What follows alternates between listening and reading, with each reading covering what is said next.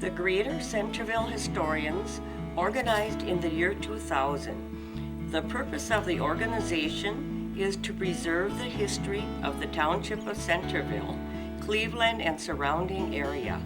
Gerald O'Neill, Charlie Bauer, Richard Wiegand, and myself, Kathleen Sixel, were the founding members. In 1831, the territory south of Green Bay was sold to the U.S. government by the Native Americans who had title to the land. The consideration was the promise of a reservation in another state. The Township of Centerville was established in 1850. The township had a village called Centerville. The reason for the hamlet's original name of Centerville was, in the days of the Indians, there was a trail along Lake Michigan between Manitowoc and Sheboygan. This heavenly spot was exactly at the halfway mark, so the early white man gave it the name Centerville. In 1849, the village of Centerville was surveyed and laid out in lots and blocks. The village of Centerville was renamed Hika when the Postmaster General informed the village leaders that another Centerville was located in the state. When it became time for Centerville to be renamed, a judge in Manitowoc by the name of Albert Schmidt would take kids hiking. The judge said, "You can't call a town hiking, so why not make it Hika?" Thus, the village of Centerville became Hika. In the early years, Centerville had the vision of becoming a lake port. To encourage ships to dock there, 2 piers were built into Lake Michigan. Many German immigrants arrived by schooners, and the village began to grow. The village had a brick factory, stores, schools, a Lutheran and a Catholic church, mills, saloons, blacksmith shop, and a fire department, and a brewery. When the brewery was built, the settlement began to flourish. But when fire destroyed the brewery, the largest industry, there was no longer a need for the harbor facilities. So ended this chapter of the development of Hika. 2 miles west of Hika, another settlement known as St. Wendel began to grow. It had a Catholic church, a general store with a connected dance hall, and a post office was also located in the complex, a funeral parlor, and at one time a motel. With the clearing of the forest, tilling of the land began. This prompted the exporting of lumber and grains. The farmers of Centerville looked forward to the building of a railway since they had a serious problem transporting their products. In 1873, the Milwaukee, Lakeshore, and Western Railroad was built between the settlements of Hika and St. Wendel and was named Centerville Station. In 1880, Centerville Station was renamed Cleveland after President Grover Cleveland. Cleveland, at that point in time, owes its growth to the fact that the Township of Centerville was a rich farming community, and farmers for miles around would bring products to be shipped by rail or ship. The village of Cleveland had several grocery stores, a furniture store, a funeral parlor, several saloons, Lutheran church, hardware stores, several gas stations, newspaper, photographer studio, several car dealerships, cheese factory, several feed mills, livestock yard, and lumber yards. The biggest business was the Cleveland Co-op, which offered many types of services. With the failing of grain crops, the farmers began dairy farming. With the abundance of milk, another industry began, cheese and butter making. Local cheese factories dotted the countryside. One-room schools were usually built near the cheese factories, so children would have a ride to school when farmers brought their milk. In 1958, Hika, St. Wendel, and Cleveland incorporated into the village of Cleveland. In 1968, the Cleveland Elementary School was built. The Township of Centerville has seen many farming changes, but dairy farming is still the primary vocation. Today, Cleveland is known as the seat of Lakeshore Technical College, which offers an educational alternative to 4-year colleges. An ancient proverb states, When an old person dies, a library burns to the ground. These words were the inspiration for organizing the Greater Centerville Historians. We hope to preserve as many memories as possible.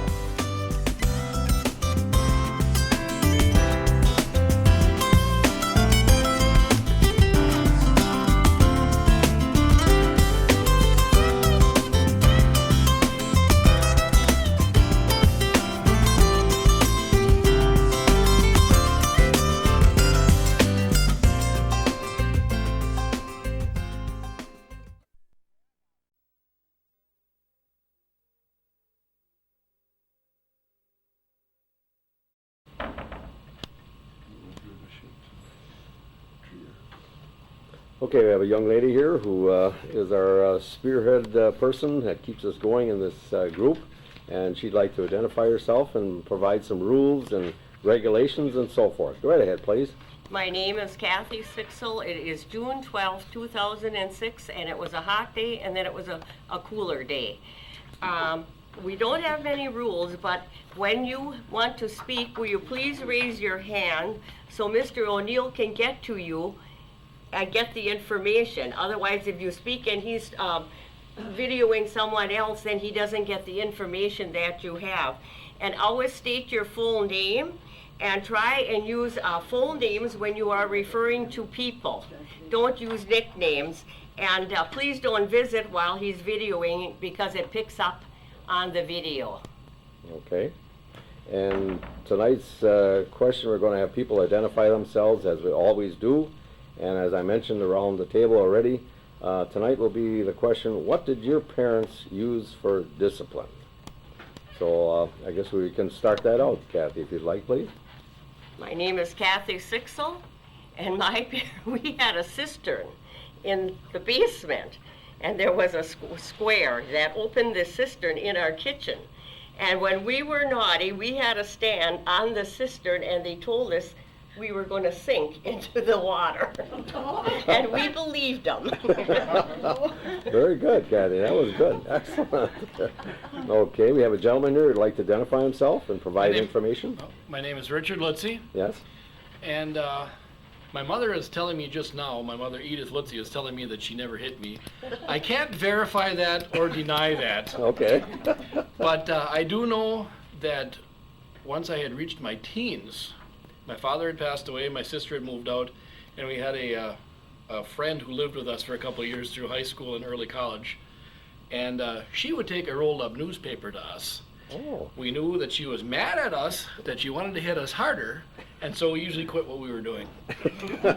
Very good. Got through to you, huh? And who do you have here, please? I'm Sarah Litzy, and we got the belt. You got the belt. Okay, very good. That seemed to do the trick, I presume. Yeah, I very rarely got Oh, it, but my okay. brother. You did. All right. And who do you have here, please? I'm Edith Litzy, and I can remember my mother had a strap underneath the kitchen table, and Okay. she used it every once in a while. All right. Okay, got the message across. And who do you have here, please? I'm Ann Einberger Bentz, and when I was growing up, my mother told me later on that she spanked me once and she cried as hard as I did. So after that, she just looked at me cross and told that I was in trouble, and I'd go under my bed and hide and cry because I felt that I disappointed her. That's good. Very good. Thank you. And who do you have here, please? Charlie Bauer from rural Newton, and usually when Pa started talking German and a little louder and talking to razor strap, things got back in order. Okay. The warning signs were there. Huh? Okay, and who do you have here, please? Dorothy Anderson from down in Hika, and there was a strap there too that they would warn us about if we weren't behaving. Okay. Usually my dad was so strict that it wouldn't look from him, and we were very good. Oh, okay. Okay, very good. And who do you have here, please? John Wiegand. Usually all it took is for them to say that's enough now. All right, all right. The word was good, huh? And who do you have here, please? Marie Pippert, and I remember I was my dad's pet, so my mother had to do everything. And she would chase me around, and she'd take a twig off of a tree, which they called a switch. Yes? And she'd chase me, hit me on the finger, and I fainted.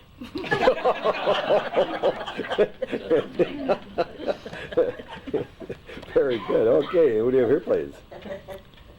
I'm Dolores Crest, I don't ever remember getting a spanking, but a scolding I got many a times. Okay, okay, that'll do it sometimes too.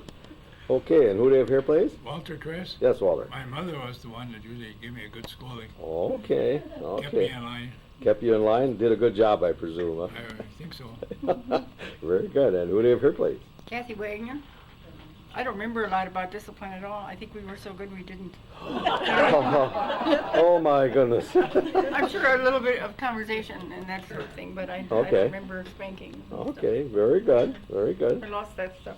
And who do you have here, please? Kathy Lefebvre, and usually all my dad had to do was give me the look and I started crying, so. Oh, okay, you got the message across? Okay, and who do you have here, please? I'm Caroline Yannick, and my mother died when I was young, and I can't ever remember my dad ever spanking me or Okay. just telling me what was right. Mm-hmm. Very good. Well, then the word was out there too. Okay, and who do you have here, please? I'm Edward Otto Yaehnig, and the first disciplinary lesson I got was that I can remember. They had some new ducks on the farm, and I picked them up by the neck and carried them around, and I got the buggy whip. Oh, okay. And that was all I needed. That's all, one time only, one time. And who do you have here, please? I'm Katherine Yanig. I can remember once we had a long, narrow closet in the house, and Okay. that was kind of inviting, but only once. Okay, you were invited in once in a Yep. while, huh? Okay, and who do you have here, please? I'm Melvin Yiddish, and I was disciplined by my older brothers, Okay. Robert and Edward. Okay. What did he use? Anything special or just some words? No, mostly words, I guess. Oh, okay. You did a good job. And who do you have here, please? Oh, I'm Joyce Creamer, and my dad did all the disciplining. Okay. He would spank and my mother would cry. Yeah. And he kept a strap in his dresser drawer, which he used on my older brothers and brother and Mhm. sisters. Okay. But I was the baby, Yeah. so I just got the hand. And I remember getting a spanking, and I threw up, and my mother said, "Now see what you did." Oh, all wrong now. Okay, I'm going to hold on you for a moment. I'm going to go to the back row, please. And if you'd speak up, please, and indicate your name. Marcia Yanig. Yes. And I used to have to go into the kitchen and get the razor strap. Okay. And lay across my bed and get one good licking, and That was take care of it. That would took care of it. Okay. And how about you, ma'am? I'm Diane Yannick, Yes. and that's my father over there. That Okay. But I do remember once as a teenager coming home too late and him standing on the porch waiting for me. Oh. I think the embarrassment, being in his pajamas, I think the embarrassment was enough. The word was out from that day on, huh? Okay, we got the gentleman back there. And I'm Dennis Jaehnig. Yes. And I was born in Sheboygan, and I'm now living in Templeton, California. Okay. And I usually got the belt. I Ah. didn't get it a lot, but I kept getting it until I could outrun it. Oh, maybe that's why you were a track star, huh? Okay, and who do you have here, please? I'm John Yannick. Yes. My father had a yardstick that he liked to use and the belt. Okay. My mother used her shoe. Okay. That got the message across, too. Okay, thank you. And who do you have here, please? This is Eugene Moiser, and one time I got it with a strap because my sister went and scratched with a nail. He had a safety razor, and she scratched the belt, and I got licking with it, so I won't forget that. That was a two-timer, huh? Very good. And who do you have here, please? I'm Audrey Ertl. Yes, sir. And, well, my father had a razor strap, but he didn't use it very much. Okay. All he would say was, and that was enough. You quit. Ooh, trouble was on its way. Okay, thank you. And who do you have here, please? I'm Lord Matthias. I must have been so doggone good because Not I another one. remember getting a licking. Very good, very good. Well, that's a good sign. And who do you have here, please? I'm Alice Matthias. Only thing I can remember, we got hollered at a lot. Okay. We never got spanked. Okay. My mother took care of the hollering because we had 7 girls and only the 1 boy. My dad sort of favored the girls. Oh, man. And I was very, what's the word I said before? Stubborn as Stubborn. a kid. So I got hollered at more than the rest. Okay. Okay. And who live here, please? I'm Irene Dine. Yes. And I can't ever remember getting spanked. My mother just did the schooling. My father never said anything. Okay. Okay. And who live here, please? I'm Michael Joe, and my parents disciplined me by yelling at me. Okay. Very good. That got messages through, I'm sure. Myself, Jerry O'Neill. I got usually spanked by my dad, but one occasion crops up very prominently. I was upstairs, supposed to be asleep. My dad was downstairs, of course, and I was melodious that evening, and I wouldn't quiet down. Did it 3 times, and finally he says, "Come on down there once." And I got about 3rd step from the bottom, grabbed me by the t-shirt, threw between the legs, and rammed 3 slaps on my hinder, and that went pretty good. That was the end of the yodeling and serenading. Okay, Kathy, I guess we've got a topic we want to take on, and maybe you can tell us what we're up to. I want to welcome everybody this evening, and it's wonderful to see so many of you and for families to come with their families. That's nice. And I think it would be real nice if, before we start, tell us who you belong to and how you're related to the Yannicks. And this, you'll have to tell us about the Yannick homestead because I didn't know what year the top photo was. And I didn't know the bottom photo either what year, so Could we we'll see get those? into that. That was the card that I sent out this time. Okay. And those are 2 photos of the Yannick Homestead. homestead? Yes. Okay. Okay, thank you. Okay, we've got the Yannick farm, and this looks like a older picture, I would have to assume. And the lower one looks like something a little more modern, perhaps? There was Well, a the fire and it, all the old buildings burned. Okay, I'm going to talk to you on that then.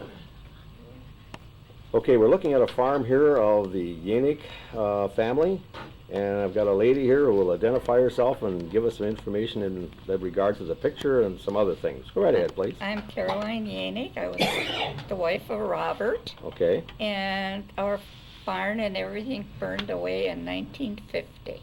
okay, And we rebuilt everything. First, we made all the logs for the lumber, mm-hmm, and then rebuilt that. And I cooked for everyone that helped me. wow, wow, And there were a lot of them. Sometimes there wasn't even room in the house for them. man, And I baked bread every day, and I was a young woman. I shouldn't have been able to know anything. how old were you, if I may ask? Oh, around 26. Okay, and you were not married at that time? Oh, yes. You were married, so you, okay, and, Yes, and David was 10 months old when our barn burned down. oh, no, oh. Okay, now, was that the original homestead? Yes, Was I think there so. other, Robert's parents had that? Is that His how that mother. worked? His mother? Yeah. Could you give us And more his information? dad had passed away, so Okay, and how many acres do you know offhand that might it have was been? 100, I think. Okay, all right, and cows, did you have dairy Okay. cattle? Well, they didn't milk like 100 and some like nowadays. I Oh. guess there were maybe 25. Okay, okay, did you raise, hogs and chickens also? Yes, we did, and we had horses and Okay, what. And the day of the fire, which was October 2nd, okay, 1949, all right, and the fire department came, and the trucks couldn't pump any water. That's how come everything burned away except the house. really? Yes. Oh my, and what fire department was there? Well, Cleveland was Okay. there first, Yes, and then they called Hartsgrove, but the Cleveland trucks didn't work, and it was so windy that day, it just went right through. yes, yes, oh my gosh. Was there any cattle lost at that time? No, they were all outside. All outside, okay, thank heaven for that, okay. And this was in the daytime that it happened? Yeah, it was about 9 or 9:30, the tractor backfired in the shed and Really? it just went up in flames. Man. Okay, as far as, now, when the barns only burnt down, not the house? Not the house, but there was a horse barn and a big Machine machine Okay. shed, Okay, and, well, I guess that was it. almost a total loss then, for sure. Right. The Okay, only thing that was left was the chicken house and the hog barn. Yeah, okay, and the house. Yeah, And the house was in such poor shape, we had to build it new. There was no plumbing or nothing in there, and, mm-hmm. well, we made it. Okay, was that a log house by any chance, or was that No. regular building type? The house was a regular building type. Okay, all right. But it was really in bad shape. All right, okay. Now, this gentleman here was how old at the time, or was somebody else in your family? You said somebody was 10 months. I was home on the farm Oh, until I enlisted in the Air Corps in 1941. okay, And from then on, I was only home once in a while. So. oh, yeah, But I was working at Kohler at that time when the barn burned down. So okay. when they told me about it there, I took a ride up. But as much I could do was all No. practically gone already. Mm-hmm. And after I got out of the service, lived in Sheboygan Falls. Okay, And in 1951, I went to California. okay. And there's where I am today. Oh, you left the farm for good and left Wisconsin for That's a long just about term, right. huh? Okay, all right. Thank you. And by the way, I didn't get your name at the beginning of your... Edward. Okay, thank you. And anybody else here that would like to add a little bit of information on, at this time? You're looking at me, I wasn't there. You weren't there? You must have heard something. But I do remember, I lived in the house that was saved, and like Mom said, Okay. when she was in there, there was no plumbing. We had a sink when you came in to wash up, and we had a kitchen sink. I do remember the basement though, because it was very unusual. It had vaults in it. Oh, The really? vaulted ceiling. It was just positively beautiful. No kidding. Not getting down there was beautiful, but the basement Yeah. itself was It beautiful. was had vaulted ceilings. Okay, was that like a brick covering, do you remember, or what, do you remember? I think it was, yes. Okay. very- Yeah, the basement is still there. Oh, really? Okay. And would you like to talk about that a little bit, or? Well, we used it for potatoes and plants and vegetables, and they'd last all winter down there. It never, hardly ever froze down there. Okay, all right. And that's about all I know about the basement, except hauling it down. Okay, very good. And anybody else here that? Melvin, you got a few things to add here, please? Well, I got the history of the place. That sounds good. You can start right out, please. And identify yourself, please. Melvin Yannick, Thank you, Melvin. and my great-great-grandfather came over from Germany. His name was Christian Gottlieb Yannick in 1847. And it was May I homestead. interrupt? Could you repeat that name one more time? It sounds like a wonderful name. Christian Gottlieb Yannick. Gottlieb. Okay. And he came over here in 1847. At that time, there were 3 farms that were homesteaded, and there was ours, and Pottitz, and the Schneider, which was where Jimmy Schmidt is now. Okay. I'm going to ask you, if you can, give us the road or whatever locations that was on. Well, they located on the Union Road, Okay. and then Pottitz was east of there, the next farm east. And his son was Frederick Ernest Jaehnig. He was 7 years old when they came over, Mm-hmm. and he enlisted in the Civil War. Okay. And then his dad was going to buy him out, and he said, that don't do no good, I'm going to enlist again. So he was at Gettysburg all 4 days, the battle, and then he was with Sherman's march to the sea. And there's his discharge papers. Okay. Very good. I'll cut at this point. I'll be right back. Indicate what it is again, please. Okay, it's the discharge papers for Ernest Yannick from the Civil War. Okay. And it reads, Know ye that Ernest Yannick, private of captain, I can't make out the words. It's something company, 26th Regiment of Wisconsin, volunteers who was enrolled on the 25th day of August, 1862, to serve 3 years of during the war, is hereby discharged from the service of the United States this 13th day of June 1805 65.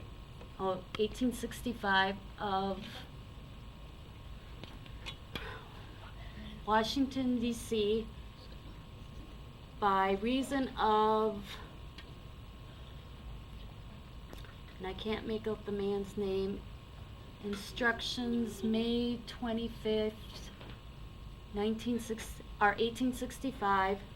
No objections to his being re-enlisted is known to exist.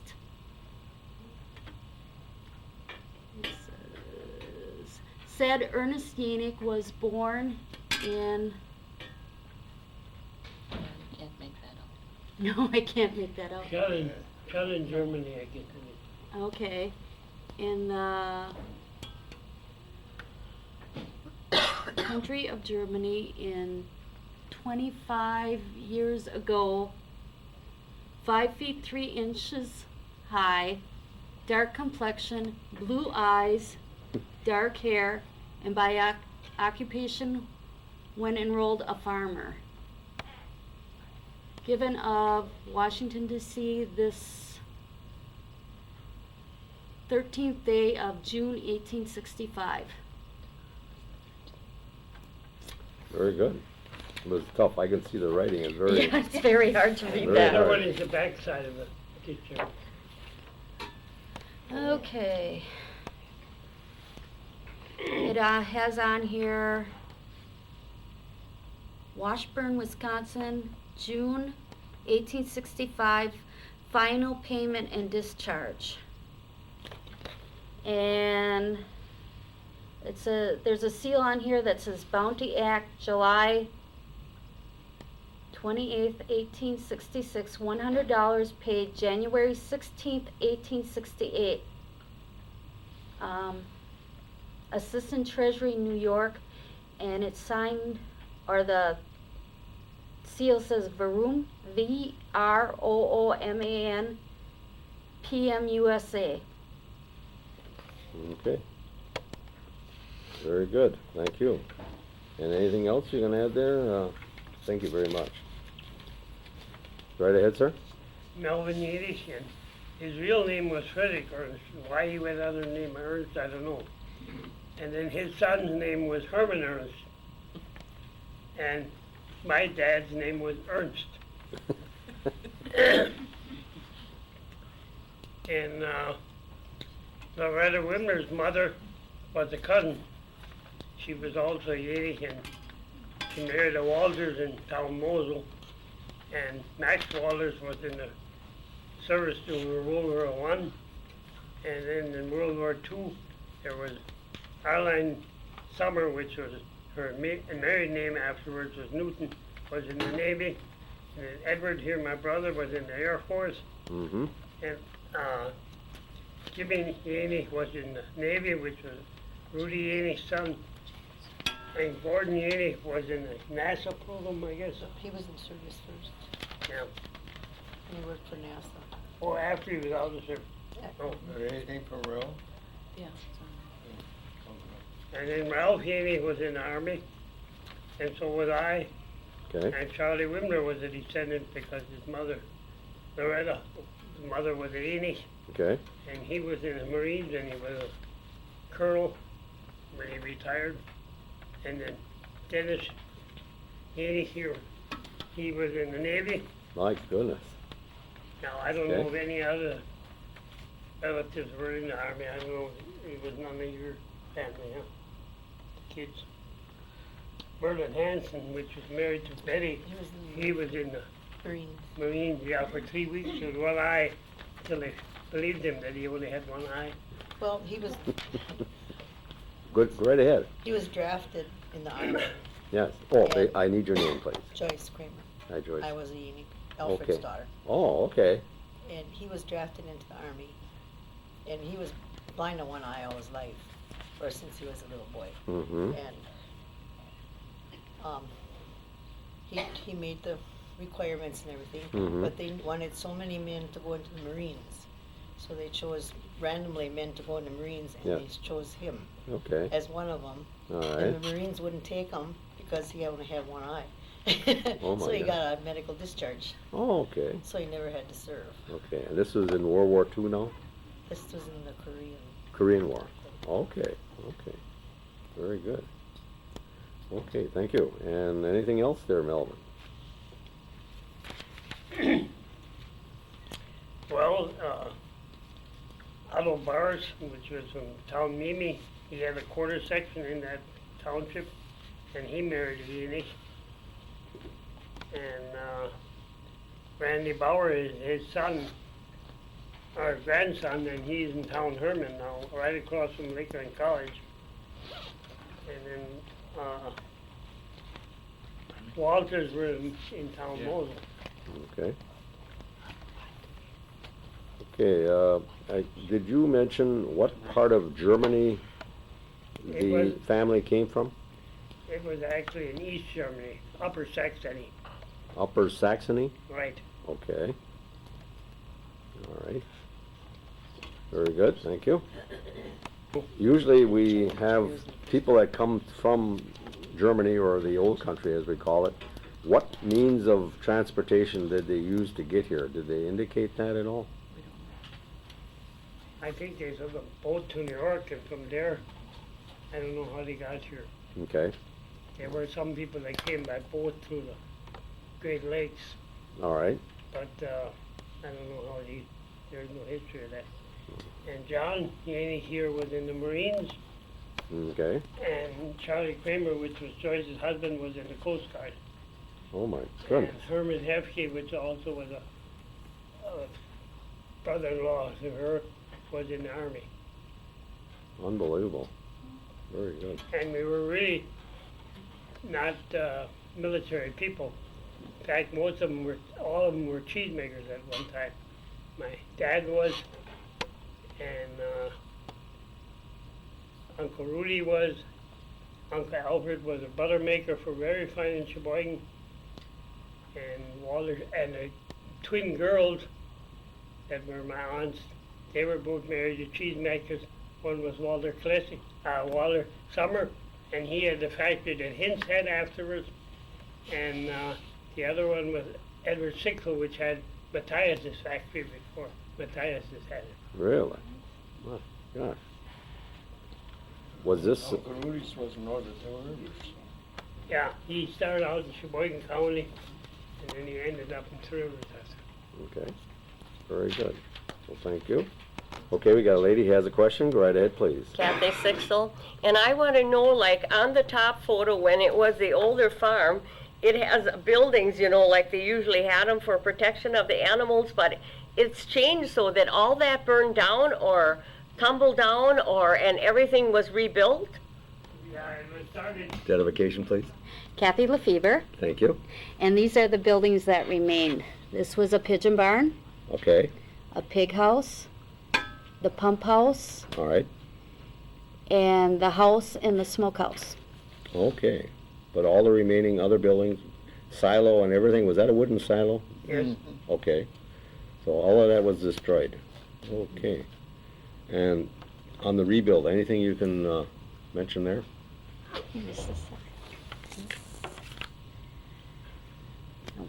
That was it That's the silo. that after burned. the, after the fire. Okay, this is what remained of the silo? Yes.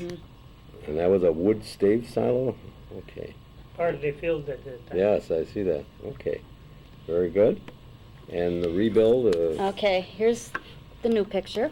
okay. Does that farm exist today? Yes. Okay. My brother farms it right now. Your brother, is he here? No, he's not. My father, Robert Jaehnig, was the one who farmed, and my brother took it over when he was old enough, and I'm the younger sister. There were only two of us. Okay. Okay, what I showed you before, this is the pig barn. All right. You can't see it, but right behind this building is the pump house. This is the chicken coop, All right. and here's the house. Okay. So a new silo and some other There barns? was a new silo built, Yes. a new barn, Yep. a new machine shed, Okay. and the new house was built in front of the old one later on. Okay. Okay. So the old house and the new house are shown in this photo? Yes. Okay. And the road that goes by the driveway area? Okay, the road that goes by the driveway area, this is the driveway going there. out. Okay. This right here is the driveway. Yes. And that goes to Union Road. Union Road. Is there, looks like another road on the side there. This is Fiddler Road. Fiddler? Yes. Okay. And Township? Centerville. Okay. Very good. Don't ask me any hard questions. I'll get you. This is the tree I used to climb in the orchard. How's that? That's good. Thank you. And I Okay, have Joyce. a picture of my dad as a young man in front of that old silo. Okay, can you tip it forward a little bit, please? Okay. Okay, and your dad is how old at this point? Alfred, he was a young man, I don't know Okay. just how old he was. And his name again was? Alfred Yannick. Alfred Yanig. He was the brother to Ernest. Okay. And this is David brought it a back. picture of him in front of that old house Okay, with tip it- his that's first good. car. With his first car. Do you know Right. what? Oh, my This could have God. been like 1918, 17 or 18. And you don't know what that car was, I presume? No. Maybe some people around here could take a look and maybe come up with that. It's a be. unique car. It's very nice. Mhm. And that's him again in the picture? That's him, and that's in front of that house In front of that old house. on the farm. Wonderful picture. And who do you have here, please? Caroline Yanig. And what have you got to show us here?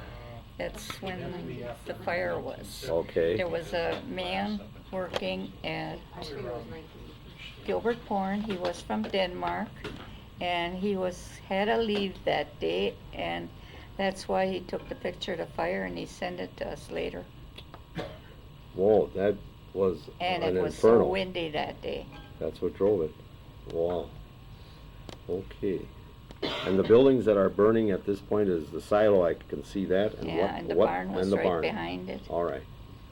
Okay, well, thank you very much for bringing that along. Okay, anything else? Well, I know that my mother also has a picture at home. It was an aerial view of the fire. Oh, really? Mhm. Oh, my, that's unusual, too. Yes. Thank you. Okay, I got a gentleman here who would like to say a few words. Melvin Yanig, and my nephew Dennis Yanig says that the Model T Ford from 1917 to 20, something like that. Okay, very good. Thank you very much, sir. Now, Yes, you must. Melvin Yanig. Thank you, and Melvin. this building on the left of the driveway on the picture Yeah, was the original barn. And that was then machine shed and garage at the time of the fire. okay. And its fire started on that far end of it, and then it went into the machine shed, granary, horse barn, and then the L-shaped barn. Okay. And there was no stopping that fire that day? No, that was a southwest wind that pushed the heat all over to the barn. Okay. Very good. We had to grab a pail of water and threw it on the fire, and there was a metal pail from Walrus, and it had actually melted so far that it drips underneath. It was laying in the middle of the yard. Wow. Well, thank you very much. And everybody up here for a minute. Go right ahead, sir. I'm Willard Matthias. Yes, Willard. I was one of the fortunate ones to be there, one of the first ones to come to that fire. Okay. It was myself, Arno Thomas, Roland Thomas, and Ralph Yost. Okay. Arno drove the truck, and when we got there, we got 120 gallons of water. The fire started on the west side of the building, and we went into the middle of the barn with a 2.5-inch hose. When Arno gave us the water, we shot the water to this fire. We thought we could get it out before it would go, get it spread. Mm-hmm. And by that time, it just like when the water hit that fire, it like exploded inside, and it shot the flames over our heads. And you want to see 3 fellas drop a hose and run, because we had to get out of there. Yes. But it was like an explosion in that barn, and it went from the west side of the building all the way to the other side. And I spent the entire day there, and I was supposed to be home making cheese. But I remember that fire very well. Okay, very good. Good. Glad you brought that up. Thank you. Oh, as long as we're talking to you, sir, Melvin, I think, mentioned that the place that you and your family owned was originally owned by Yannick. Is that correct? Did I understand that right? I don't know. If it was, my dad purchased it from Sixel. So who had it before that, I don't know. Okay. It was that the other Cloverleaf cheese factory? No. Okay. Mrs. Melvin. Sixel. Mrs. Sixel was a Yannick. It's, Mrs. Sixel was a Yannick. Oh, okay.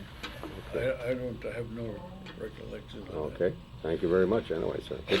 Okay, we got a gentleman here who raised his hand. Go right ahead, please. Melvin Yanig, and I was just talking, when Willard was talking there, that it was Ed Sixel, and he was married to one of the twin girls. Okay. And the other one married to Walter Summer, and he had the cheese factory at Hinspot afterwards. And then he went down to Mississippi and opened a cheese factory there, and he ended up in Sterling, Illinois, running a Nestle plant, I guess. Borden plant. Borden plant, yeah. Okay, very good. Okay, go right ahead, ma'am. Besides those twin daughters, there was a younger daughter named Ella, and when she was 10 years old, she had appendicitis, and the doctor came and operated on her on the kitchen table, but she died on the table. Mm. And my dad never forgot that, because he was right there. Yep. That had to be a little rough. Thank you. Okay, a gentleman here has raised his hand. Go right ahead, please. Melvin Yanig and Frederick, that was in the Civil War, came back, and he set bones, and Medical Association got after him once and sent him to Chicago and threw a skeleton on the table. And if he could set it together, they weren't going to bother him no more, and he did. He set it, a whole skeleton together, huh? Right. Very good. And going back to the Lutzys, Yes. Peter Lutzy, which was Richard's dad, senior's dad, he had a wooden leg, and my great-grandfather had made that leg for him. Wow. Wow. That's amazing. That's how they're related, yeah. Very good. Very good. Nice, good information. Thank you. Okay, we got a young lady with a question. Go right ahead, please. Audrey Erdl. We bought a place west of here, in the town of Mimi, and it's south of Cedar Lake.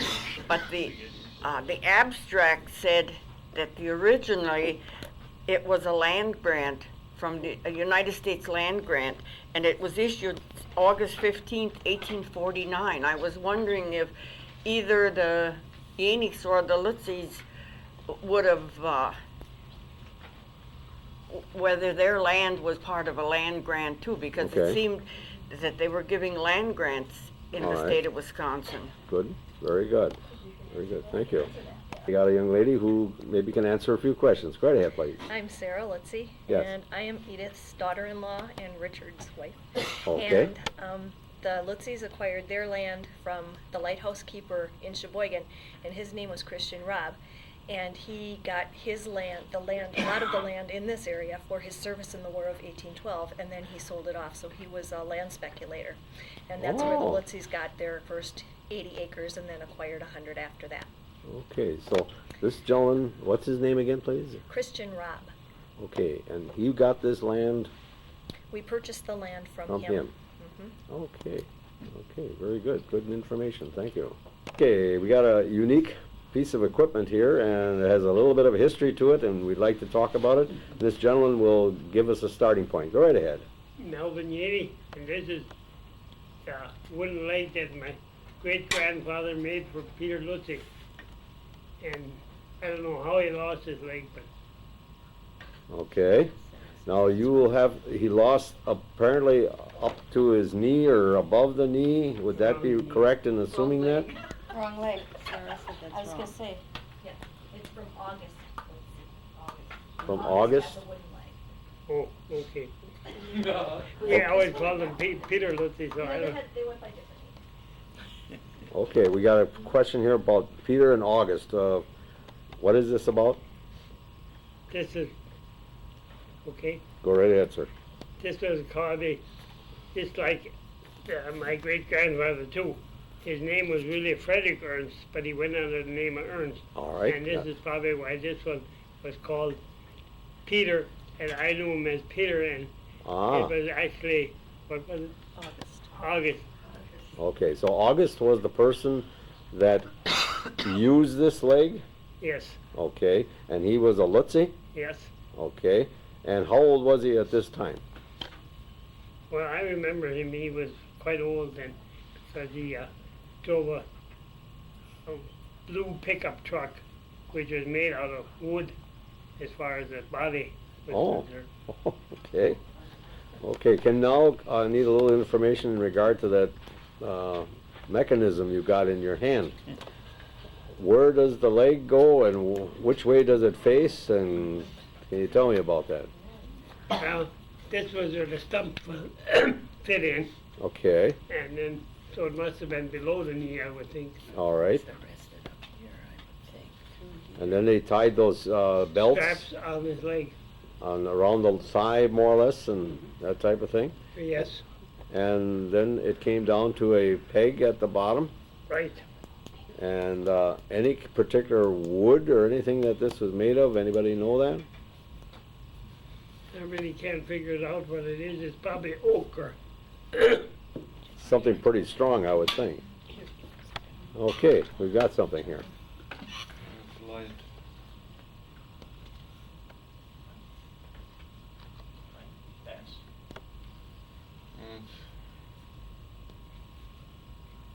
Oh, this is covered with the. No. This is peg leg, and afterwards he got a Sunday leg, that's over here.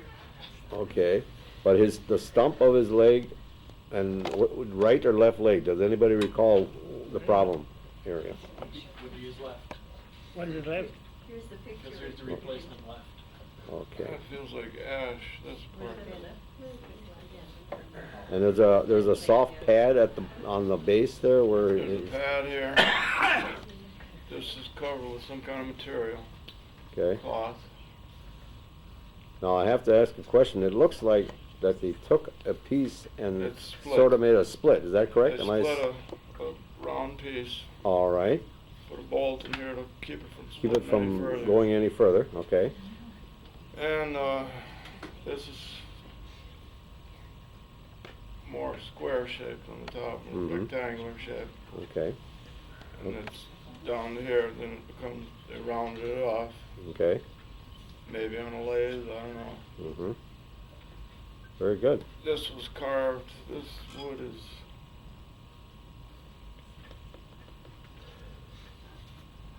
But it was a lighter wood, you this, think? this is pretty light here. Okay. By basswood, huh? Could be basswood. Okay. This, I think, is ash. Okay.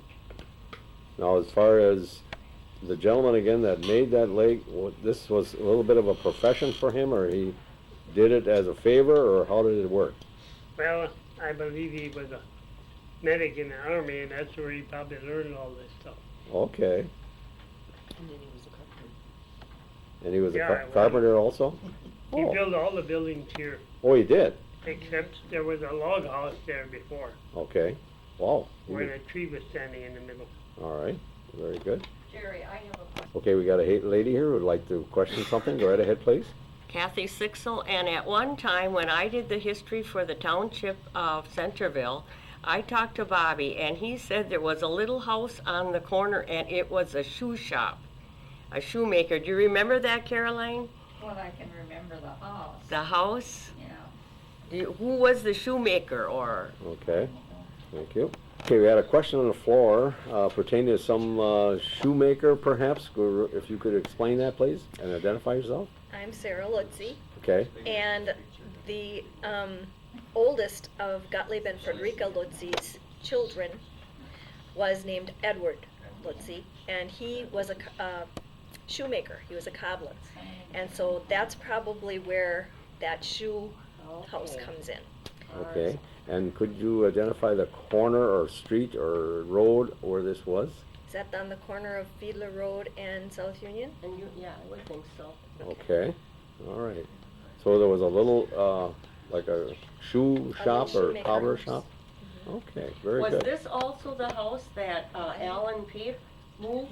This is the same house that Alan was talking about 2 weeks ago, Or or 2 2 weeks months ago ago. that got moved. Yes, Oh. because he stressed too what a good carpenter that Grandpa Yannick was. He just kept over about how that was all designed and everything. Okay, all right, very good. We'll be back on that too again. Okay, there's some questions. We got a lady that raised her hand and she might have some information. Go right ahead. I'm Audrey Ertl, and my father had the cheese factory on the corner of Union Road and 149. And the Yannicks and the Lutzys brought their milk to the factory, and Eddie worked for my father before he went into the service. Okay, And I used to travel up and down the Union Road by all these different farmers when I was a kid. okay, And out of William Fisher's driveway went to a square of land next to Louis Gupsh. And there were some apple trees on there, and August Fishers used to come and cut the grass there, but somebody said there was a house there at one time. Now, I was told that's where the shoe shop was, so I don't know. This is okay. And the road again that you're speaking of? Union Road. Union Road.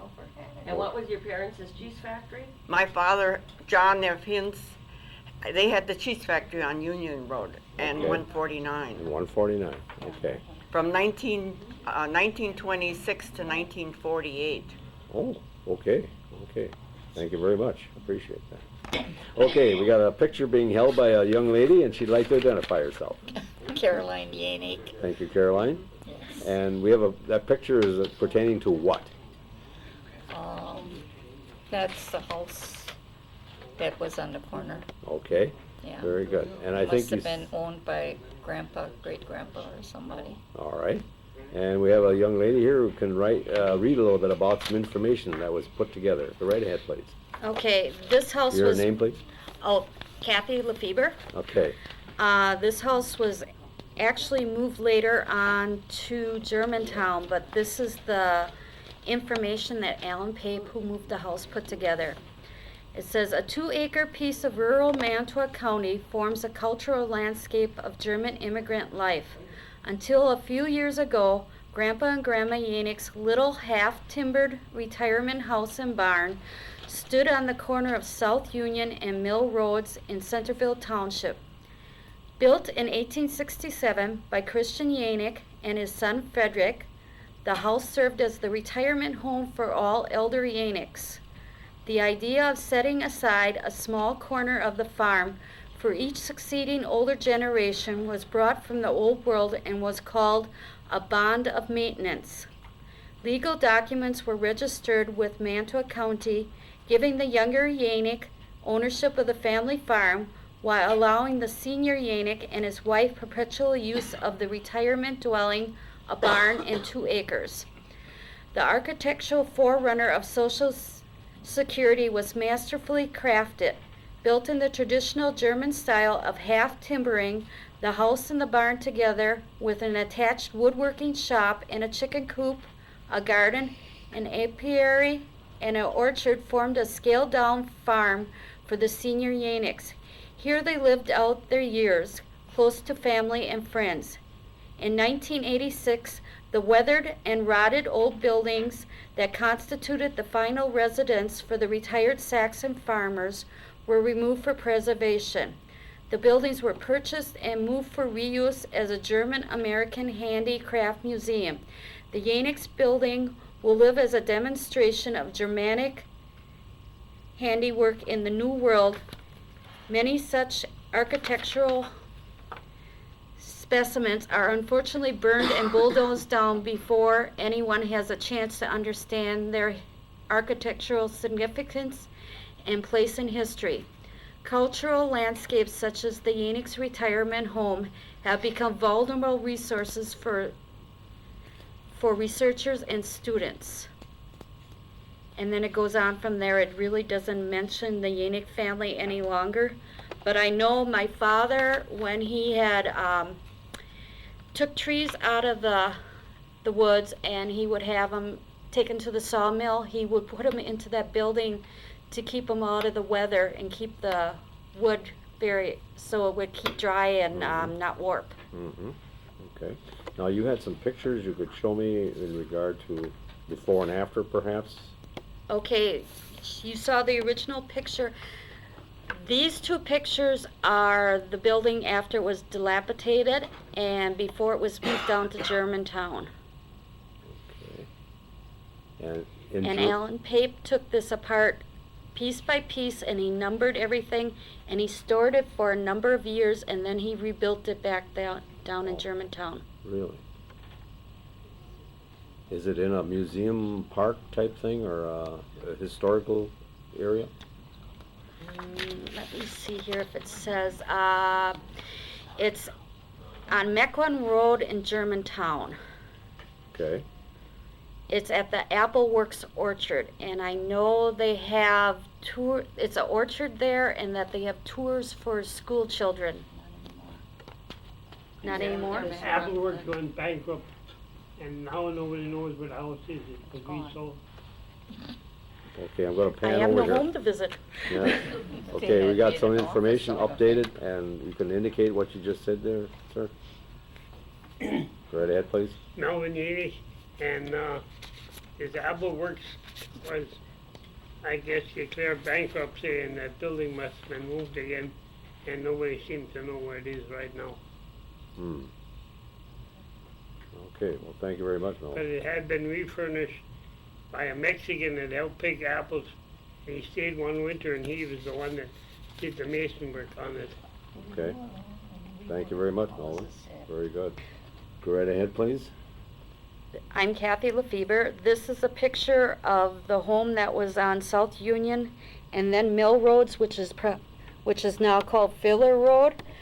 This house was built in 1867 by Christian Yanig and his son Frederick, and that served as a retirement home for Christian Yanig and his family, his wife.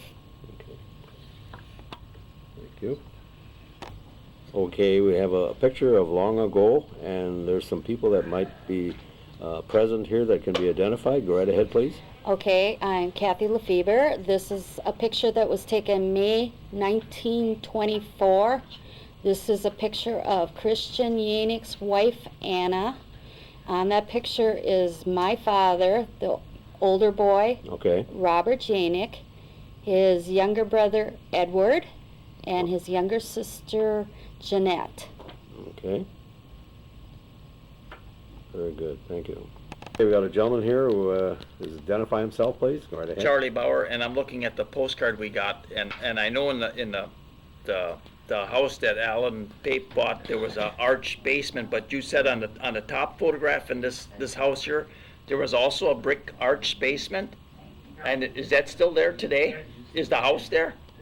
Part of it. Oh, okay. That's my question. We got a gentleman here who can provide some information on the arched basement area. Go right ahead, please. Melvin Yanick, and that house on the corner there was an arch basement, but it was not masoned out. It was just bricks laid over the top and the side, and it had a brick floor. Really? And that thing, the arch ceiling stayed up, Yes. and it's there yet? No, that No. one is gone. That's gone. Now, you mentioned something that was still remaining. Where's that? That's on the farm, house that they built on the farm. And that has, 30-inch base, and it's got 2 of them pillars, and the rest is all arched out, and that was whitewashed and Okay, looked very nice and clean. okay. And, okay, I'm going back to that old picture. Show me that old picture again. Is that the house that had that, that's not there anymore? I haven't got it here. Yeah, this is the house with the basement. Okay, you just hold it and show me the house then. Let's use this one. Let's use this one. Okay, that's be fine. Okay, let me get it in there. And that house had that unique basement. Yes, with the 2 pillars, Okay, and it was completely under the most part of the house except for the summer kitchen. okay, very good. So we get it. He's not shaking, I am.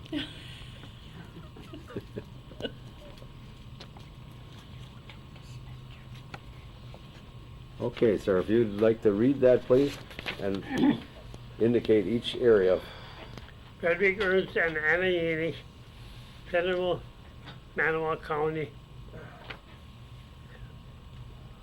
And then it says, sold to Herman Ernest, and it was personal property.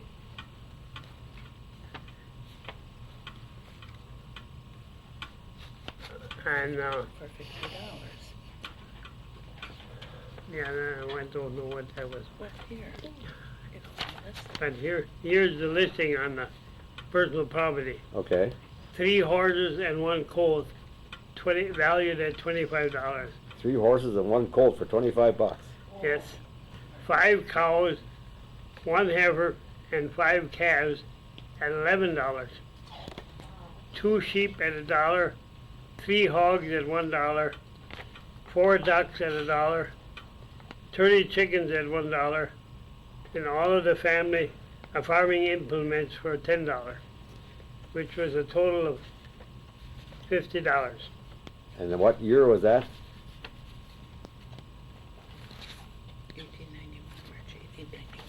1891, March 1891. March 1891.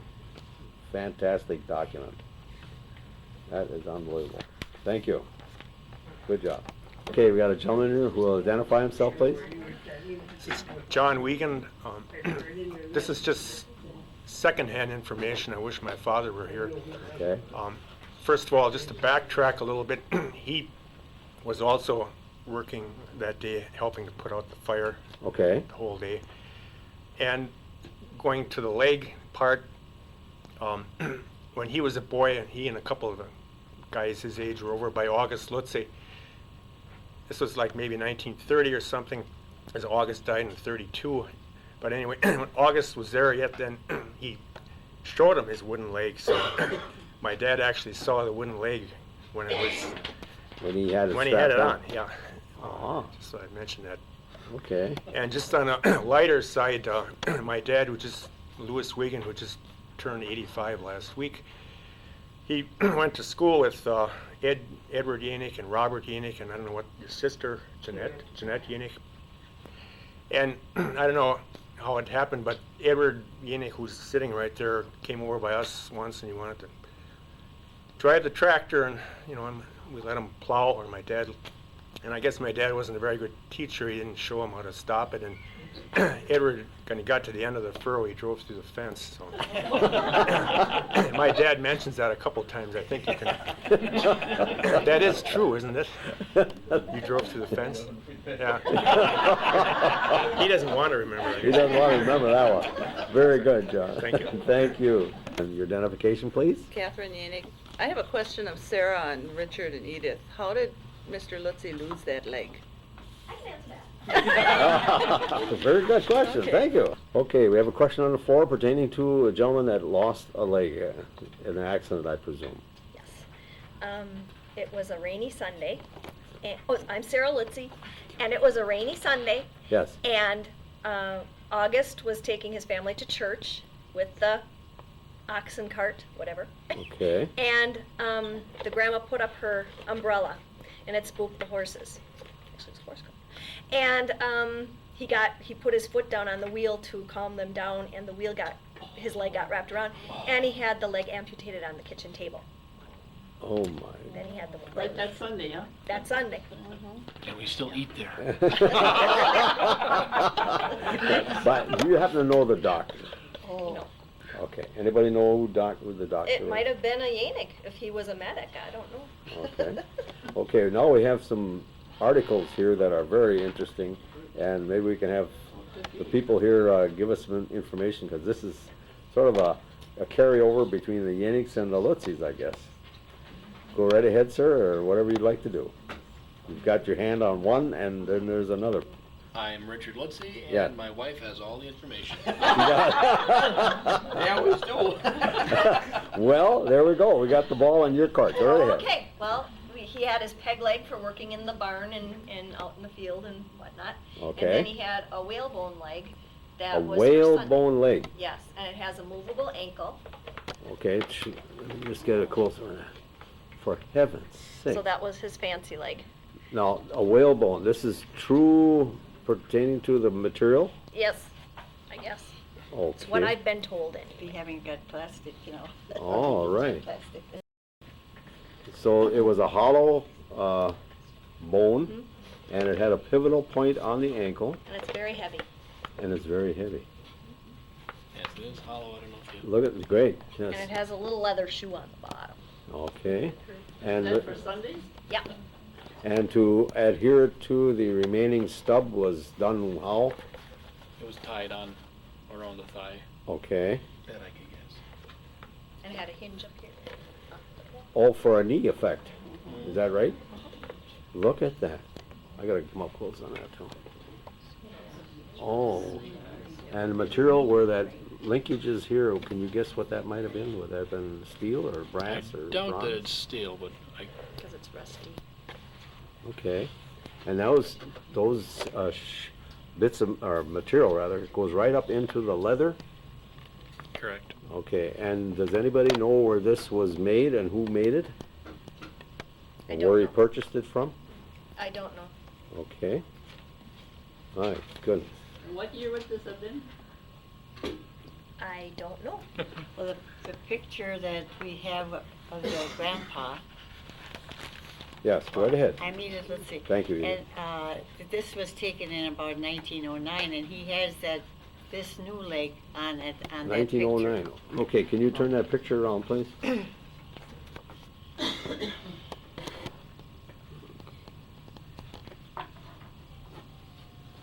Okay.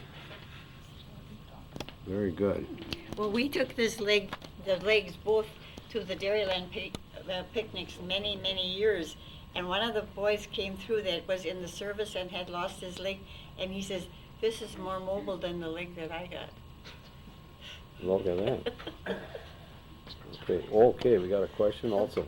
We'll be right back. The gentleman here raised his hand. John Wiegand, I was told by, I think, a reliable source that happened to Mr. August Lutzy when he was about 42 years old. Okay. All right. What year would that be? That would have been about 1887. Okay. He was born in 1845. All right. Died in 1932. Okay, very good. Thank you. Okay, we got a lady here who raised her hand. Go right ahead. Do either of these families know how much the original parents paid per acre for their land? It was land grants. It was land grants, because I was, Unless Lutzy's were, but I know the name. but I was looking for some of my relatives' town of Herman, and they paid $1.25 in July 25th, 1847. They paid $1.25 an acre.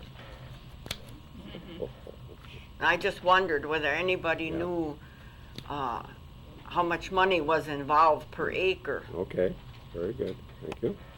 We got a gentleman here who can give us some information. Right ahead, Yes. please. I was doing a little research on a different thing here, but you're talking about August and his leg here, and I got a newspaper article here from October 9th, 1895 from Cleveland. And it says in here that Dr. James Burt in Cleveland has now changed his residence and that he now lives above the saloon of Mr. Carl Barr.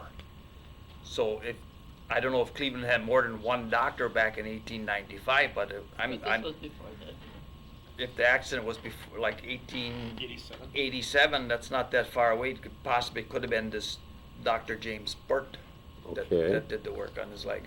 All right. Very good. Very good. We'll have anybody can help us out. We'd appreciate it. Thank you. And you can identify yourself, ma'am.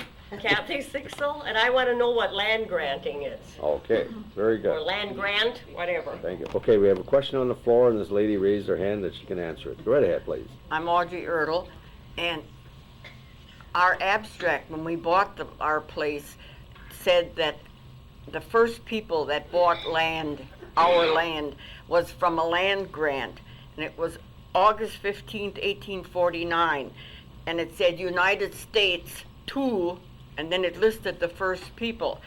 And original entries being a copy from the General Land Office at Benasha, Wisconsin. And as far as I know, a land grant, I don't think they had to pay the land grant back. I think, I looked up in the dictionary, it talked about the land grants were given for agriculture and things that were involved with agriculture. So maybe Wisconsin or United States was when Wisconsin was started in 1848.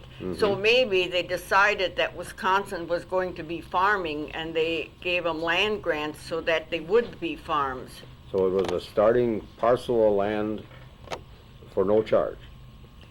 As far as I know, I don't think they ever paid anything for a land grant.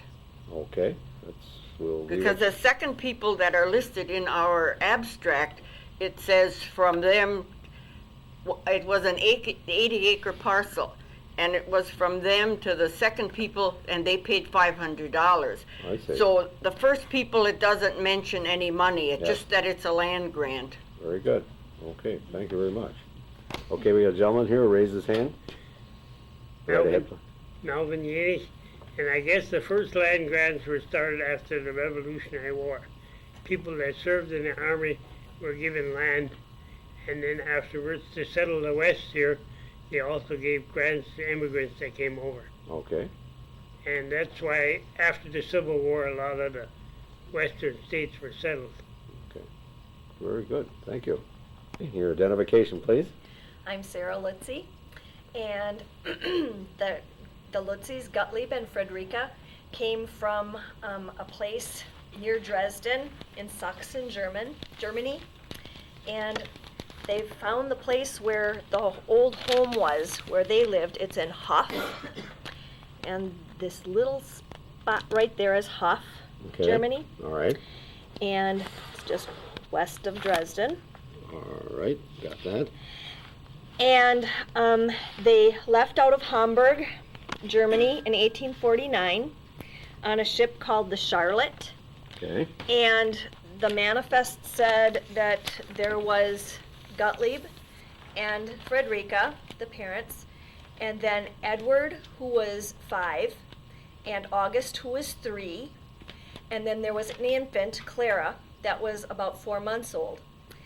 And they were originally going to settle in Sheboygan, but they had some trouble with Clara. I don't know if she was colicky or whether she didn't have appropriate papers, but the captain wanted to throw her overboard.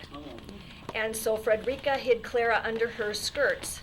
And when they stopped to take on provisions at Hika Bay, they knew that there was a family here, the Yanigs, who also spoke Saxon German. Okay. And they decided that with all these things, Friederike put down her foot actually and said, we're settling here. Okay. And that's how the Lutzys came to America. They came on the Charlotte and they went through the Great Lakes. Okay.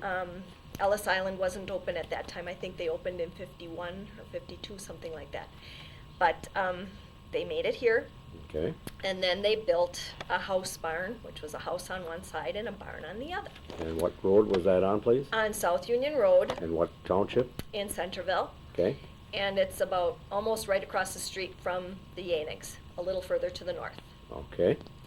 And like I said before, they purchased their land from Christian Robb, the lighthouse keeper. And when they arrived, shortly after they arrived, they acquired three milk cows, two oxen, and one other cattle, which could have been a springing heifer or a goat or a sheep or something like that. Mm-hmm. And that's what they had when they got here. Well, okay. And land-wise, do you remember the acreage that they did? They first purchased 80 acres. Okay. And then they acquired another 100 after that. Okay. Wow. All So right. they had pretty good. Okay. Sarah, in the beginning, did they first have a little log house that they lived in and then built the house barn? They, from what I understand, lived at the Bourne Farm that was next door to the south on South Union Road. And Okay, a question on that while you're there. Was the Bourne Farm prior to the Lutzys being settled here? yes, they must have been Okay. if they stayed there. All right. So, That was originally a Lorfield farm. a Lorfield farm. Okay. Very good. Thank you. What else? I don't know. And while she's thinking, Yes. Richard Lutzy, Yes. the Bournes also have a beautiful vaulted basement. So if you want to see almost a duplicate of what you've got on the homestead, you need to go to Jeanette Fritz's place. They got a vaulted basement, same thing? Very, very similar. Okay. Very good. Thank you for that information. Yeah, the house barn has. House barn has, okay. Mhm, it Maybe that'd has- be something you could start with, We'll okay? get in there. Okay. The Litzy House Barn was built in 1849, around there. They used a German style of architecture called Fachwerk, which is a half timber construction.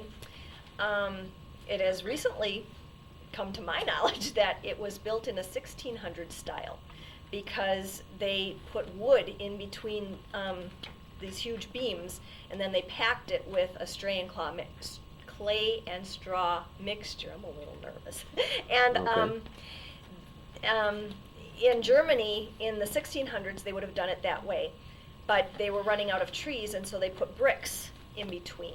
And that's how they would have built it in 1800s if they would have had the bricks here. But Mhm. they had wood here, plentiful wood, so Okay. they used the wood instead. All right. They built an arched cellar in the basement out of bricks, Okay. and it stayed about 56 degrees year-round in that basement. Never really froze or got too warm, so the root vegetables, the milk, the beer stayed Nice. very well that way. Yeah. The house barn is 30 feet wide by 90 feet long, and it's a pretty huge building. It has 4 floors, the basement and then the first floor, the second floor, and then an attic. Okay. It was covered with, not clapboard, but a Weatherboard. weatherboard. There's a Okay. difference between clapboard and weatherboard, I recently learned as well. And, I don't know, in Germany, it would have been, stuccoed, you know, like like a stucco, and then whitewashed over the top of that, leaving the beams exposed. But there was wood aplenty, and stucco doesn't weather very well, so, Mhm. they put the clapboard over, the weatherboard over the top of that. Okay. On which end, since it's a house barn, which was the barn end and which was the house end? The barn was on the west end, and the east end was the living quarters. Okay. And any, it was barn, all the floors on the west end, the living area was living area, and the barn was the barn. And it Okay. was- All right. Anybody got questions? Just 1 minute. Gentleman here raised his hand. Right ahead, please. Charlie Bauer, I was just wondering between the Yannicks and the Lutzys here, when the settlers first got here, what did they do? I know you said they were farmers. Were they grain farmers or cattle? I mean, how did they make a living? Were they both doing the same things between the Yannicks and the Lutzys? You know, Okay. that's Same any kind other of farming, you think? question? Okay, thank you. A question on the floor pertaining to the activities of the farming families. Go right ahead, please. I'm Sarah Lutzy, and I know that the Lutzys raised some wheat because they took wheat in the 1880 census. It took them a day and a half to get to Sheboygan Falls where they sold their wheat by oxen. So that was in the 1880s. Okay. I also know that Gottlieb made cedar shingles for people in the area. In fact, we have a stairway shelf. It's above the stairway so that little Lutzy fingers can't get into there. And what they found there when we were first starting to get into the house barn was a froe. It's pronounced froe, F-R-O-H, and that's a tool that's used to make cedar shingles. It's very sharp, and it probably came from Germany along with Gottlieb. And that's what he did for the neighbors, is made the cedar shingles. Now, this was Gottlieb that came, is that correct? Right. Did he have any other talents other than farming, or was farming what he needed to do to survive? I'm pretty sure farming was what he did. He did, okay. All right. And there was, he had 3 children by the time he came, and by the time they were finished having children, they had 8. Okay. I'm not sure of the names of all those children. All right. Now, did the Lutzys and the Yannick, since they were good friends and came from the same area, did they intermarry? I don't think so. I don't know of any. But I do know that they knew each other's families back in Germany. Okay. That I do know. All right. Edith, on the picture, there's Alfred Yanig on there. He was on one of them, I know. We have a young lady here who has a question from the floor, and she'd like some hands raised, I guess. Go right ahead, please. We have a photo when Gottlieb and Frederica were here 75 years, and they had a celebration, and I want to know in the room how many people have the same, come from the bloodlines. Okay. And I want everybody to raise their hand. Anybody out there?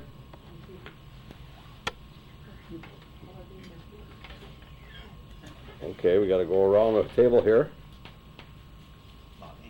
Okay. I'm going to have you identify yourself. Right ahead, please. I'm Marie Pippard. Okay. I'm 10 years old on that picture. You're on that picture, 10 years old. I was a Lutzy.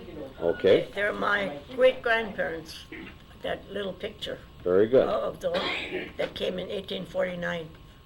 Thank you very much. Thank you. But I didn't know them. You didn't know them all. huh? Marie, are your parents on the picture? Yeah, 10 years old. 10 years old, your parents. And John? John Wiegand.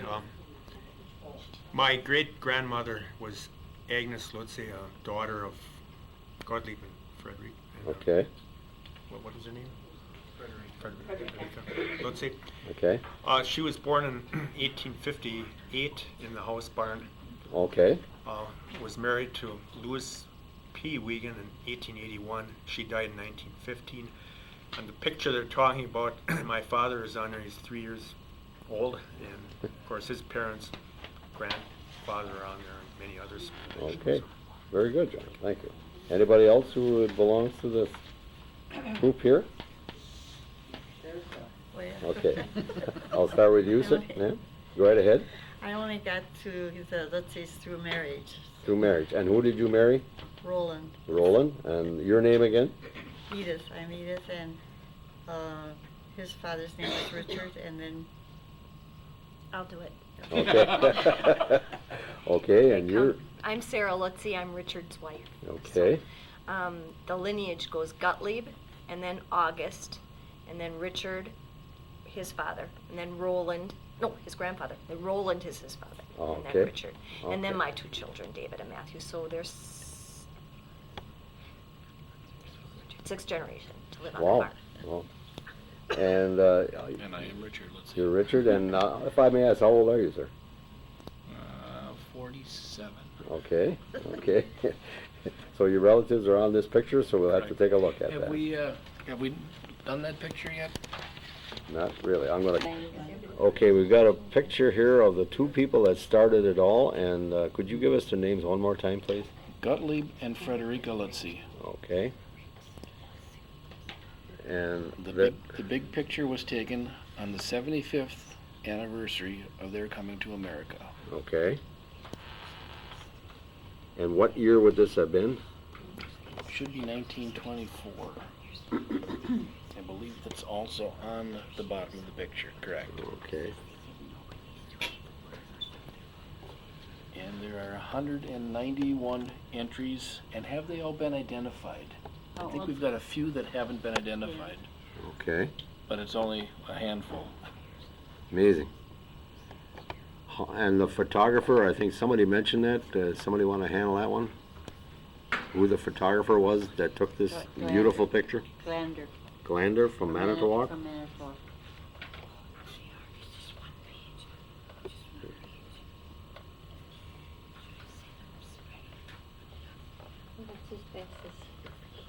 Okay, Edith, go right ahead, please.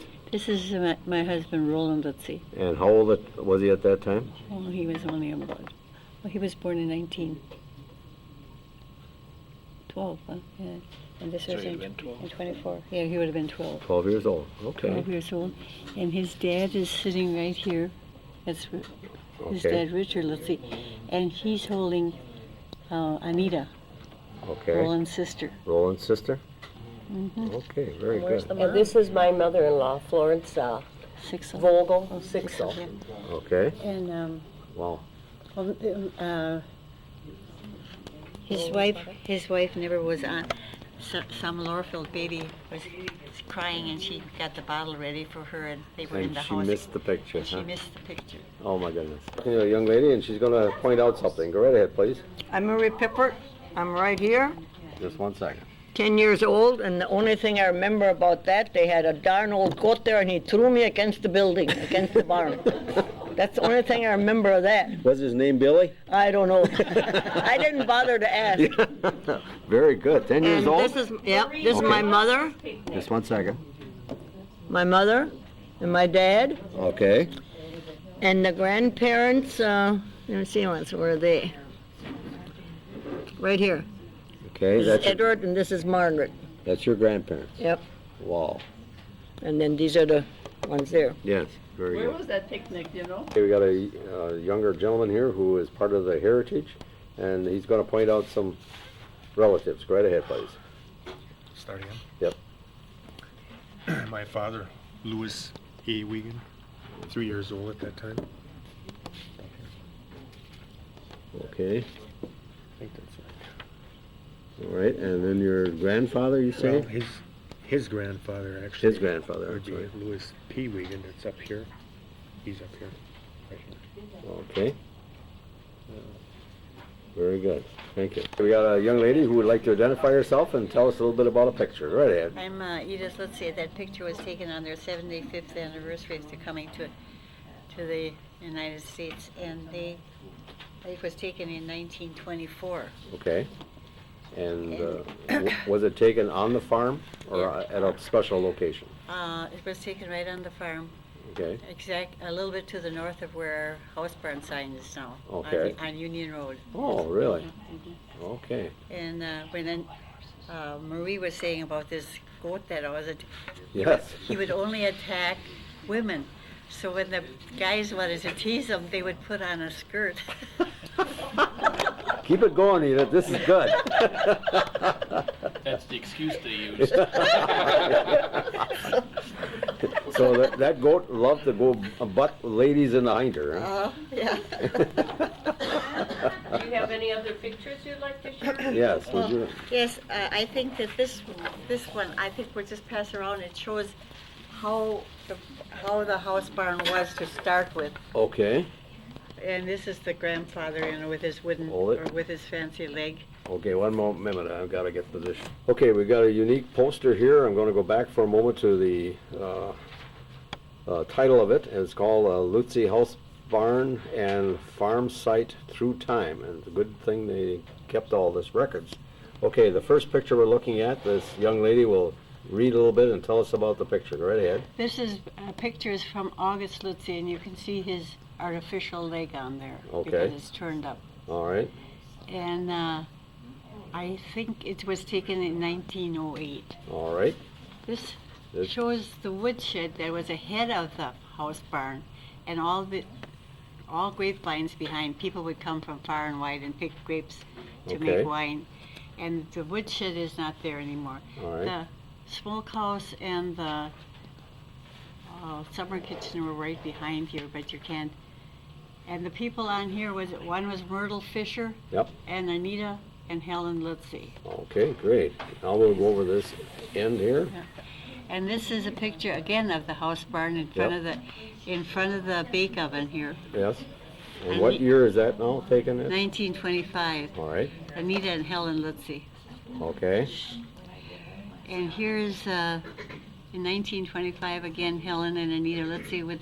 You can see the woodshed, and behind the woodshed was the outhouse. All right. And then there was a little structure on here. Afterwards, we had a hotbed in there. Oh, okay. And this is the bake oven. Oh, okay. And all right. It said a two-holer outhouse was behind the shed there. The two-holer. and this was taken of Roland. Let's see, that was my husband, house barn. And see, the house barn was covered with vines, and there was all grapevines. Oh my goodness. Okay. Here's another picture. Thank you. Very good. Another picture of Helen and Anita Litzy with a horse in front of the woodshed. All right. 1934. There's my husband with a prized bull that he's holding. Okay. Good. And here's we had a big apple orchard, and right. That's Richard, Helen, and Emma. Emma was my mother-in-law. All right. They had this big orchard. And what year was that? In 1937. Okay. Apples, winter pears, cherries, mulberries, purple and green plums. Wow. Great. This is another picture of my husband. He's holding a wounded eagle. Oh, really? In 1945, and Marion Lippert is on there, and Shirley and Roland is holding it. Shirley is on there, and Marion. Okay. And the eagle had been found that it was injured.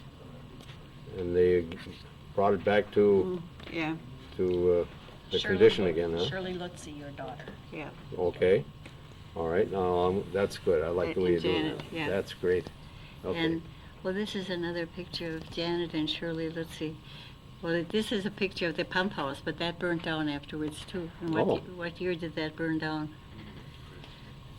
This picture was taken in 51. Okay. All right. And this is another picture with Bobby Lippert and Janet Litzy in front of the old house here. All right. Because it's all vines there too. You can see that was taken in 1958. Okay. Here's another one showing the structure of the old house. Yeah. Which it says Janet there, but I think it was Shirley. This one is Sharon. That's my youngest daughter, taken in 1959. All right. And it shows the house burning. And this is the picture of the smokehouse and the bake oven and the summer kitchen, which was right. There was only a sidewalk between the house and this structure, but we took that down. This was taken in 67. We must have taken it down about 5 years later. Okay. I'm going to ask a question pertaining to that bake oven. We went to the Hetzel home, and they had a special bake oven that you would put fire and coals in the inside of this area, then remove the coals and then put in the bread. Is that the same kind of oven that you had? Yes, I baked bread in it one time, but it was a hard job to get all of that coal and stuff out that was all so hot, you know, and you had to draw it down. And then you first could put your bread dough in. So I think it was only twice that I used it. It was so much easier to use the other. Yes, I can understand. That's a big job, right? Okay, very good. Thank you. And we got some more information there? Sure. When they came over in 1849, they built like the Germans would have built in a courtyard shape. The house barn goes east and west. Okay. And then the new barn, which was built in 1880, goes north and south. Okay. 1884, excuse me. And then the smokehouse goes east and west again. And then our new house, which was built in 1896, goes north and south. So they built in a courtyard, but it was much bigger than they would have had in Germany because there was much more land. There was more land to work with. Yes. Okay. I do have pictures of the place that, the house where Gottlieb grew up in Sachsen, Okay. and that's here. Okay, now we're back in Germany. Right. This is in Germany, in Sachsen, Germany. in a little town called Huff. Huff? Huff. Could you spell it? H-O-F. Oh, all right. Huff. All right. And that's where they were from. That was a little bit to the east of Dresden. West of Dresden. Excuse me. Dresden? West of Dresden. Okay. Yes. And then I have another picture because they had fiefdoms. Old Saxony had little fiefdoms. Oh, fiefdom, you gotta explain It's that. like where a king has a castle and the peasants paid to the king, paid their taxes to the king. So this is the building that was the castle that Gottlieb paid his taxes to the Really? Oh, person where he paid his taxes. okay. So, And that was to support the king. exactly. Or, yeah. Okay. And that was also in that, was that located in the same village, or did they have to go to a distant area to pay that? I do not know offhand. But these pictures are taken recently. Yes, So, I see that. They're very, yeah. very nice. Thank you. Okay. Anything else that you'd like to share, or your husband or anybody? I do. I think I have said all of You got it all taken What care year of. did we start doing? Okay, we got a lady here who has a tremendous aerial picture, and she'd like to talk about it. Go right ahead. I'm Sarah Litzy. Okay. And this is the Lutzy Farm. This is the house barn here. The barn here. Yes. The new house would be, I can't see very well upside down, but it's kind of covered in vines. It's right there. Okay. And then there would have been a pig building this way. Okay. Over here. And again, the road that goes in front of the driveway? South Union Road. South Union Road, okay. And that's again the town of Centerville? You bet. Yes. All right. Okay, and when this picture was taken, what year, can you bring that into play here? I don't know. No house there, huh? Well, yeah. Yeah. Yeah, the house is there. The new house was there. So it's got to be Could- after could- 1896. Okay. Since there's an aerial photo, it would definitely It'll have to be, be yeah. 1996. I would think. Thank you, honey. Unless somebody had a hot air balloon. Yeah, or jumped really well. Very good picture, I like that, thank you. Got a young lady who would like to identify herself. I'm Audrey Ertl, and when I was a kid, I used to go over to the Lutzy Farm a lot. When the men brought the milk to the factory in the morning, I'd drive along home with them and stay for the day and then walk home. Okay. And I was in the house barn when I was a little kid, and I would walk around. And at that time, the downstairs was a blacksmith shop. Okay. They raised horses. They had like 12 horses at some times. They were working horses, and they would shoe the horses and whatever else the horses need. Mhm. And after they got rid of the horses, I guess then it was just a repair shop. Okay, and And- what part of the, was it part of the barn? It was part of it was in the house barn. It was in the downstairs. They built a ramp against that. I made a big door, Mhm. and they'd walk the horses up into the house barn, Okay, and they would shoe them, and they had their own blacksmith shop in there. okay, very good. And I can remember when my mother and I would go over there, and Edith's mother-in-law, I don't know what time of the year it was, but we picked Linton Bleaton Tay. It was a linden tree, and it was north of the house barn, and it was a long narrow, and it had a little stem coming out with a little white flower on it, and you picked those, and you picked those, and then my mother would dry them on a piece of newspaper, and then she'd put them in a cloth bag. And if somebody had an upset stomach or wasn't feeling good, she'd cook a kettle of water and throw a handful of these leaves in there. Really? And do you know what the name again of that plant was? It was a linden tree, but A we linden always tree. called it linden bleaton tay. See, linden and then bleaton is a leaf, and tay is a tea. Ah, so are you speaking German when you say those words? Well, as close to German as I can get. Okay. But once a year you would go pick those, and then my mother Okay. kept them in a white cloth bag. Okay. and keep it where it was dry. All right. And then she'd make tea out of this. All right. Maybe that's why I like tea so much today. Yeah, very good. Nice information. Thank you. Hey, we got a gentleman had his hand up. Melvin Yanig, and this linden tree, spelling in English and in German was almost the same. Okay. It was called the linden in German and linden in English. And it was usually end of July, beginning of August that they bloomed. And they had a white flower with a leaf on it, Okay. which grew out. And when you cooked that tea, it was sort of reddish. Okay. And I went a little bit on land grants. Yes, sir. They were, the land office was in Green Bay at that time. Okay. And the people that homesteaded either walked to Green Bay or rode a horse to Green Bay if they had a horse. And that's how they got their land grants. Oh my goodness. Until the state of Wisconsin was formed in Manitowoc County. Okay. Very good. Thank you for the information. Your wife had her hand up too. Did you have anything to add there? Linden bleeding. Okay.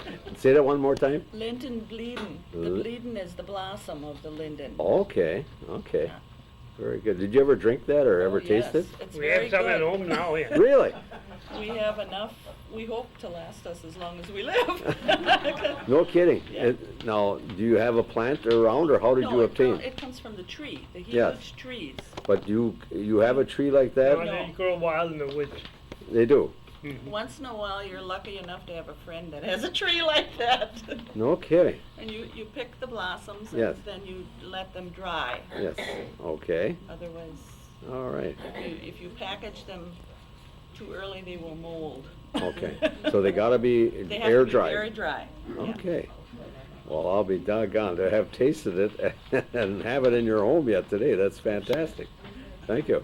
Okay, we had a hand up here by this lady. She'd like to identify herself.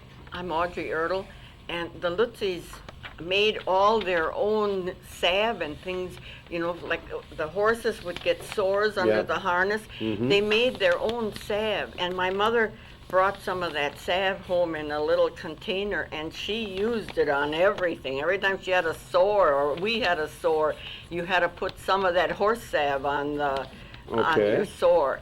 I think years ago they had a lot of home remedies. I'm sure they did. Very good. But I know Litzy's made their own horse salve for to put on the sores that caused from the by the harness. Yeah, great. Thank you. Okay, we have a young lady here who will identify herself and a little more information. Go right ahead. I'm Edith Lutzy, and I can remember my mother-in-law making this salve, but they had to gather so much stuff. It was pitch from a certain tree or something, and some of these Beeswax. I have the recipe somewhere, but I just don't Oh know my where. goodness. I should dig that out there. And another thing, the Lutzys raised their own horses all the Okay. time. All right. And this is a picture of Richard, the grandpa, with horses, Okay. Duke and Dan, and when I got to their house, everything was done with horses. Yes. And I always had these too, because you could just let them stand anywhere all day long. Okay. and they wouldn't walk away at all. Do you happen to know what kind of breed of horses they work with? I don't know what kind. They were big. Big horses. Big ones, huh? Percherons, maybe. Percherons, okay. They serve- Maybe, Charlie, are you a horse person? I am, but the color. Okay, we got a young lady who is going to identify herself and perhaps thank a few people here. My name is Kathy Sixel, and I want to thank everybody for coming. What a very interesting evening again. And as we go around, I would like everybody to tell where they're from, because we have people from out of state and many states. So, Good. and also say my father is so-and-so, if you're connected to someone here. That's Okay. good. All right. All right. I'm Okay. Kathy Sixel, and I come from Newton, Wisconsin. Okay. And you, sir? My name is Michael Deal, and I come from New Ulm, Minnesota. New Ulm. Very good. Thank you for coming. And who do you have here, please? I'm Irene Dine, and I'm from Cleveland. Okay. I'm Alice Mathias from Cleveland. From Cleveland. Okay. I'm William Mathias from Cleveland. Thank you. I'm Audrey Ertl from St. Nazianz. Very good. I'm Eugene Weiser from County Line Road. County Line Road. That'll do it. And who do you have here, please? I'm John Yaehnig. I live in Michigan. Okay, very good. I'm going to go to the back row for just a moment. And who do you have here, please? Nice and loud. I'm Dennis Jaehnig. I was born in Sheboygan, grew up in Sheboygan Falls, then moved to California where I still live in a town called Templeton. Okay, And my father is Edward Jaehnig. wonderful, wonderful. Thank you for coming. Appreciate it very much. And you, ma'am? I'm Diane Yannick Murphy.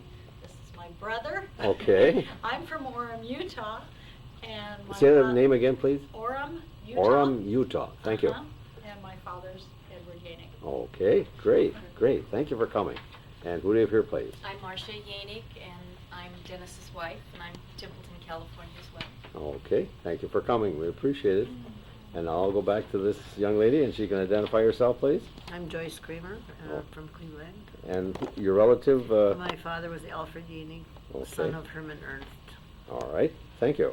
And who do you have here, please? Melvin Yanig, and I live in Cleveland. All right. And your dad, or could you give us some there? That was Ernest. Okay, there we But go. I was only 2 years old when he died, so I don't remember him. Okay, very good. Okay. And who do you have here, please? I'm Katherine Yanig. Melvin is my husband, and I live in Cleveland. But I wanted to add, John's father was Gordon Yanig, who was a son of Alfred. Okay. Very good. Thank you. Older brother. Very good. Thank you very much. And who do you have here, please? I'm Edward Jaehnig. I live in Jackson, California. Okay. And Now, did you bring all these good folk along with you? I brought those two along with me. Wonderful, and wonderful. my daughter and son. We thank you for taking up the invitation and doing your job. We Right. appreciate you being here, sir. Thank you. And who do you have here, please? I'm Caroline Yanig. I was the wife of Robert, and Yes. Robert was a brother to Melvin Okay. and Edward. All right. Well, thank you for coming also. New face on the table here means a lot. Thank you. Thank you.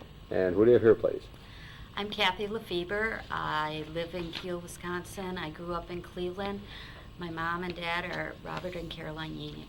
Very good. Thank you for coming. Appreciate it. And who do you have here, please? Kathy Wagner from Cleveland.